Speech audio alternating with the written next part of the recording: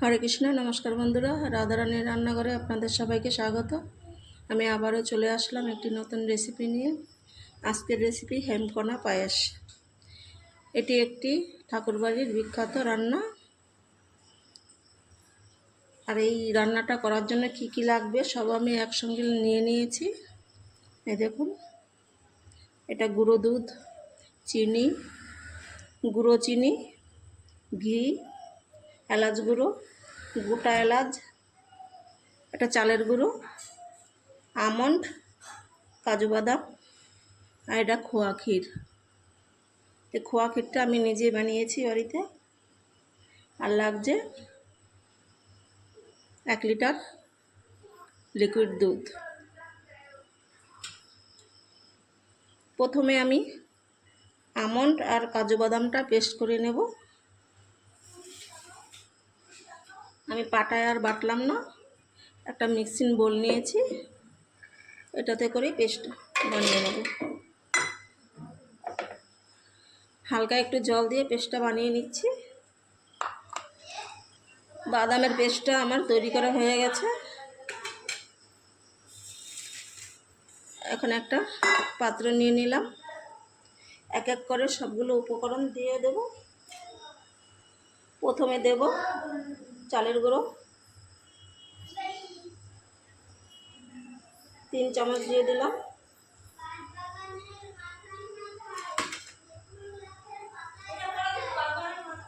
দিয়ে দেব গুঁড়ো চিনি। গুঁড়ো চিনিটা আমি 2 চামচ দিলাম।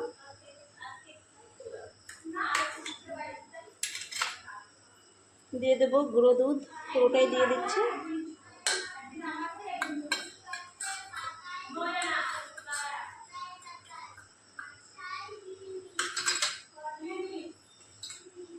আর দিয়ে দেব বাদাম বাটাগুলো।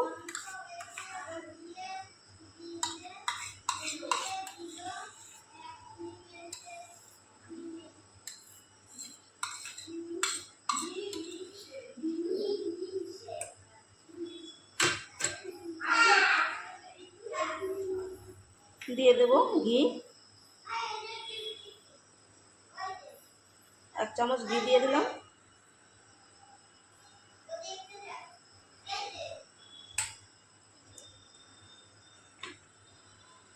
আর একটা গ্রেটার নিয়ে নিচ্ছি। এই খোয়া ক্ষীরগুলো একটু গ্রেট করে দেব।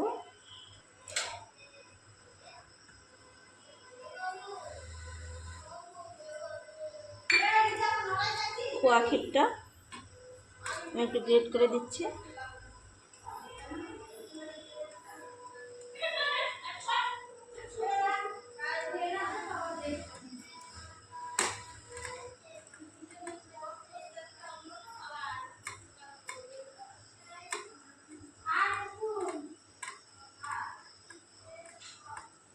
সবটুকু খোয়া ক্ষীরি দিয়ে দেব।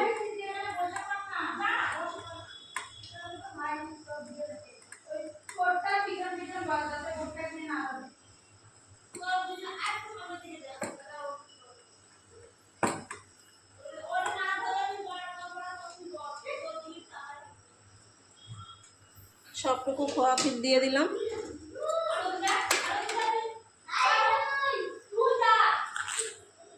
এখন আমি হাতে করে মেখে নেব।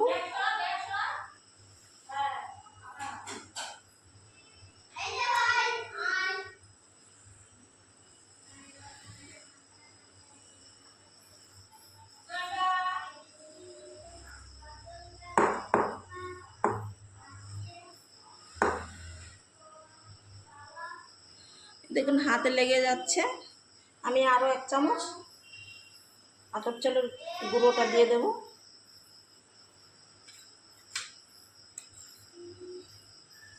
আর 1 চামচ দিয়ে দিলাম।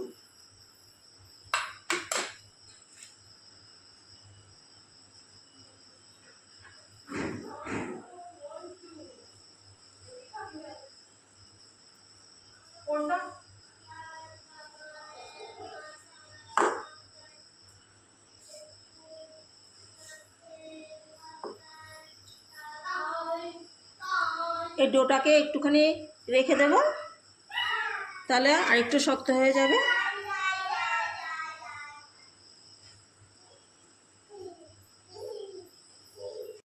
ওইদিকে ডোটাকে রেস্টে রেখে দিয়েছি, আর এদিকে আমি দুধটাকে গ্যাসের চুলায় বসিয়ে দিলাম।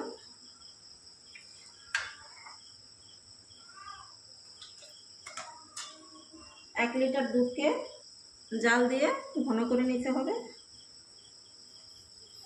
এখন আমি গোটা এলাচ দানাগুলো দিয়ে দেব, একটু ফাটিয়ে দেব।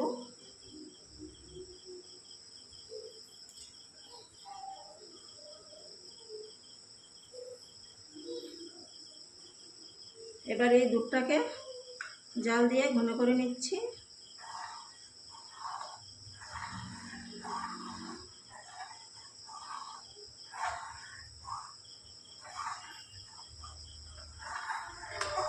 দুধটাকে আমি কিছুক্ষণ জাল দিয়ে নিয়েছি, অনেকটাই গাঢ় হয়ে গেছে। এখন এখান থেকে 1 হাতা দুধ আমি একটা বাটিতে তুলে নেব।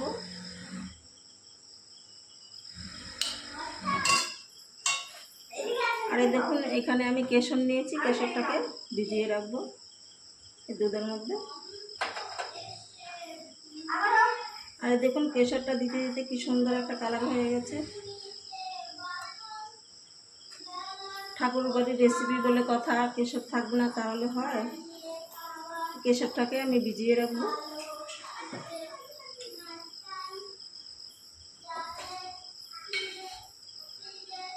এখানে আমি অল্প পরিমাণে একটুখানি চিনি নিয়েছি, দিয়ে দেব।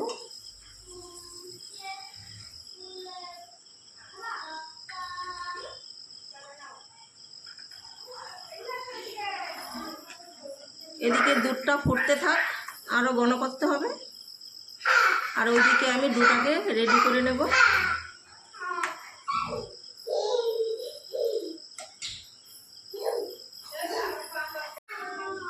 এদিকে যে আমি ডোটা মেখে রেস্টে রেখে দিয়েছিলাম, এ দেখুন কতটা শক্ত হয়ে গেছে, অনেকটাই শক্ত হয়ে গেছে। এখন আমি হাতে একটু ঘি মাখিয়ে নেব।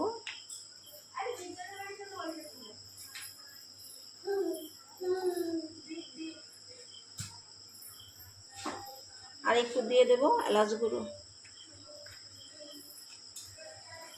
অল্প পরিমাণে একটু এলাচ গুঁড়ো দিয়ে দেবো। তখন আমি এলাচ গুঁড়োটা দিইনি, গন্ধটা চলে যাবে, তাই একটু এলাচ গুঁড়ো দিয়ে দিলাম।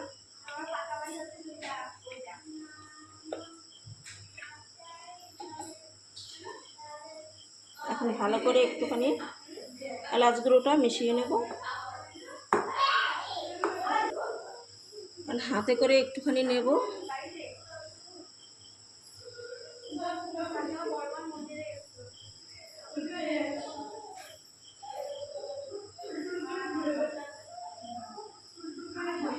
এরকম বলের আকারে বানিয়ে নেব।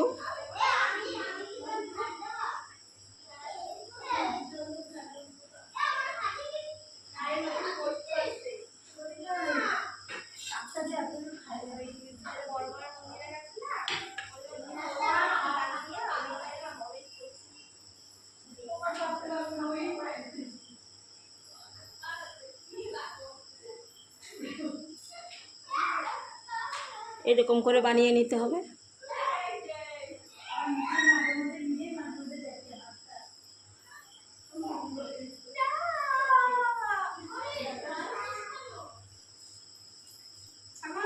আমি একইভাবে সবগুলো বানিয়ে নিচ্ছি। সবগুলো বল আমার বানানো হয়ে গেছে। আর ওদিকে দেখি দুধটা কতটুকু হলো। এদিকে দুধটাও অনেক গাঢ় হয়ে গেছে। এই দেখুন 1 লিটার 500 হয়ে গেছে।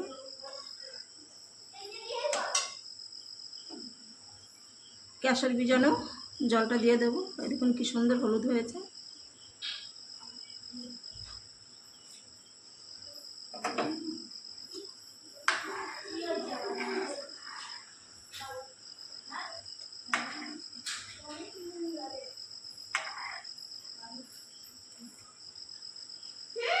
আমি এখন এক এক করে বলগুলো দিয়ে দেব।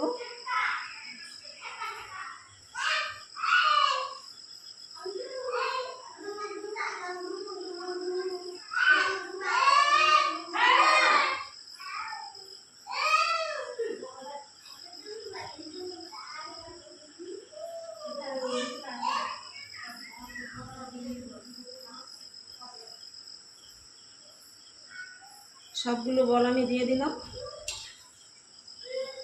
এখন হালকা আঁচে কিছুক্ষণ ফুটিয়ে নিতে হবে, যেহেতু এখানে চালের গুঁড়ো দেওয়া আছে।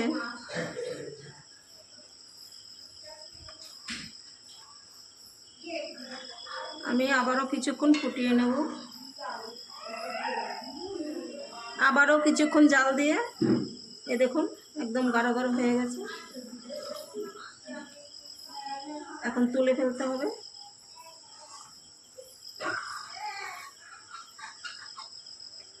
এখন আমি নামিয়ে ফেলবো।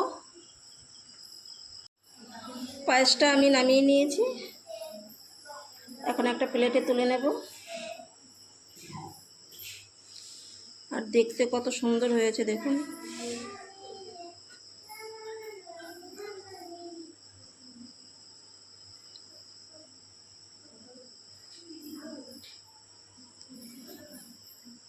একটা বলও কিন্তু ভেঙে যায়নি।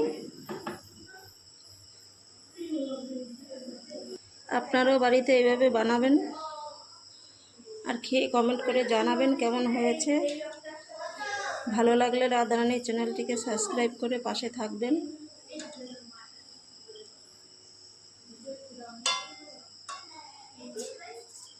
এ দেখুন আমি তুলে নিয়েছি।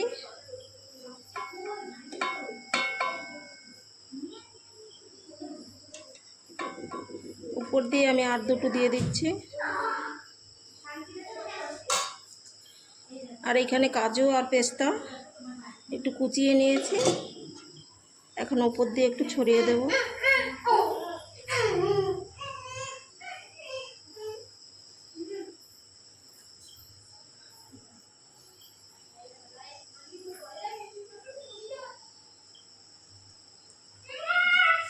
তাহলে আজকের মতন এইখানেই, আবার দেখা হবে অন্য একটা নতুন ভিডিওতে।